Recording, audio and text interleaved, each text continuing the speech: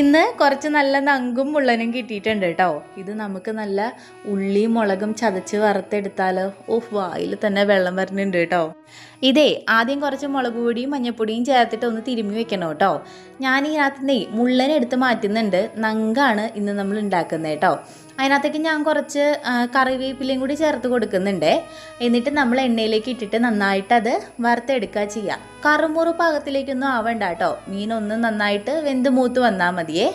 എന്നിട്ടേ ആ എണ്ണയിലേക്ക് തന്നെ നമ്മുടെ കുഞ്ഞുള്ളി ഇല്ലേ, ചെറിയുള്ളി, അത് ചതച്ചതും കുത്തിച്ചതച്ച മുളകും കൂടി ഇട്ട് മൂപ്പിച്ചിട്ട് വറുത്ത മീനും കൂടി ഇട്ടിട്ട് ഇളക്കി എടുക്കുകയാണ് കേട്ടോ ചെയ്യുക.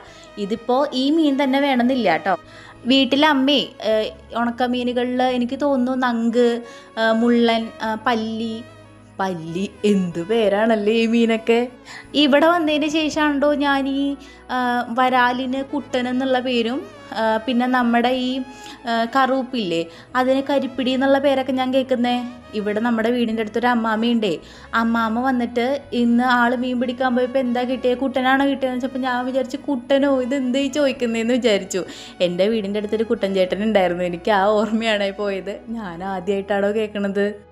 എന്തായാലും ഇത് ട്രൈ ചെയ്യാത്തവരുണ്ടെങ്കിൽ ഒന്ന് ട്രൈ ചെയ്ത് നോക്കണം കേട്ടോ.